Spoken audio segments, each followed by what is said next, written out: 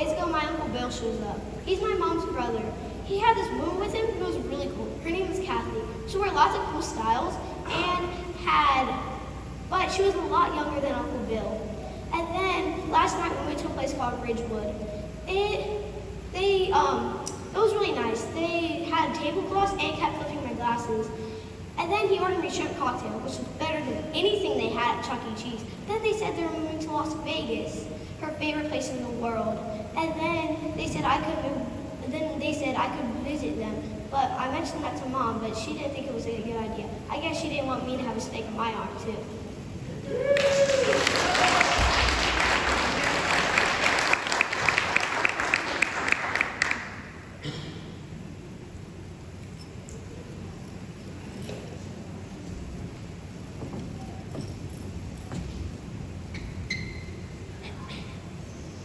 I'm bored. Are you bored? What do you want to do?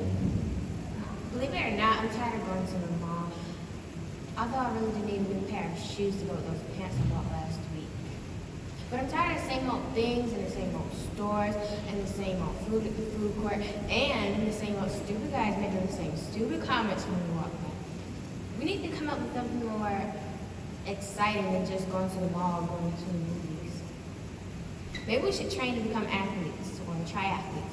You know, swimming and running and biking. If we did that, we'd be in fantastic shape and we'd win prizes and money and maybe scholarships to college. And doing that, we'd never be bored again. Of course, training like that takes serious commitment and total discipline. So we'd never have time to do anything else, like see our friends, eat what we wanted, or go to parties. It'd be a constant drag. So you want to go to the mall instead?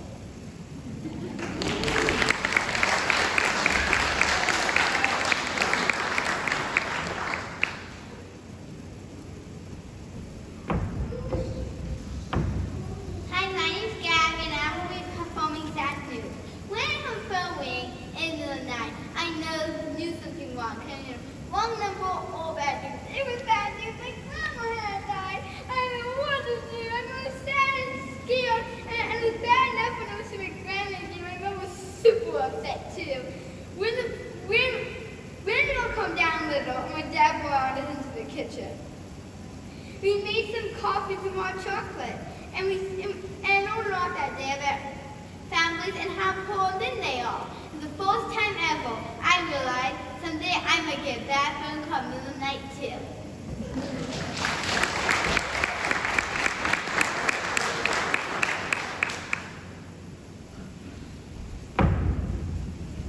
Good afternoon. My name is Rod Pierce, and the monologue I'm presenting for you is The New Kid. I don't understand. Back home, I was more than just accepted.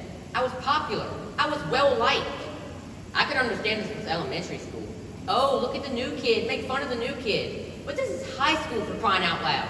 Don't you think we're over all that crap? They're all just a bunch of snobs. I'm serious. They're a bunch of stuck-up creeps. Not one person talked to me today. Except for the teachers, of course.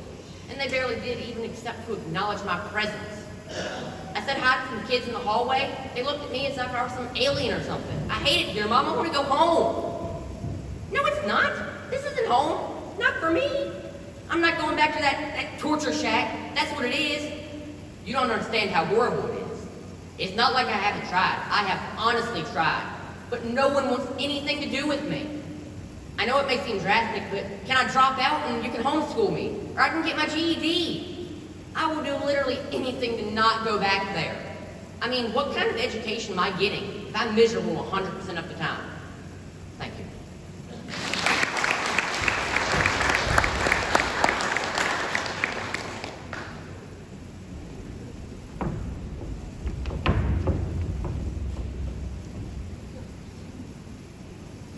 My name is Rebecca Mullen, and I'll be performing the monologue called Bird. Over Christmas, we went to Vermont, the whole family, because my mom wanted to see some snow. We live in Jacksonville, Florida, where it is warm and sunny. Snow, forget it. So anyway, we packed up the SUV and drove to Vermont, where we checked into this bed and breakfast place that smelled like wet clothes. So the man and woman who ran the place were really weird and so friendly they made you sick. one TV, and it was downstairs in this big living room where most of the time people were watching the Home Shopping Network. And it was so cold, we had to sleep in our sweaters. After 3 days, my mom couldn't take it anymore. Next year, we're driving down to Miami. Thank you.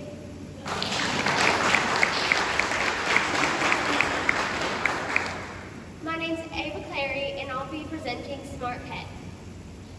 A few weeks ago, I went out back, and there was this little kitten. He was scrawny to the point you could see his ribs. My dad said not to feed him because if we did, we'd own a cat. But my mom said she just couldn't let a little kitten starve to death, so she fed him some leftover tuna. Well, my dad was right, because now we have a full-time cat.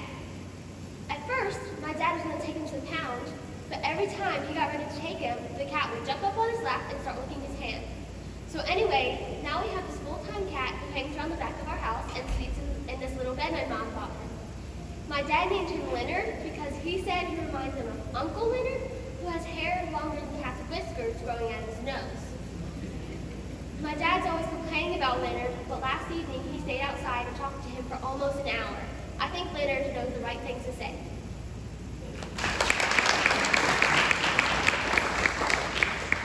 My name's Ariana, and I'll be presenting The Evil Stepmother.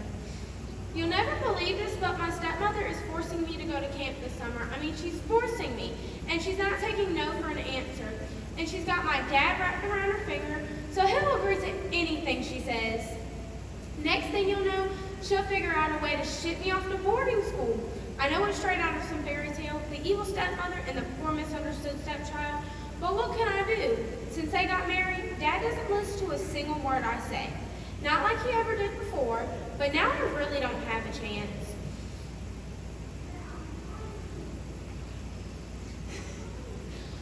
Okay. And my dad has the faintest idea. We can't stand each other.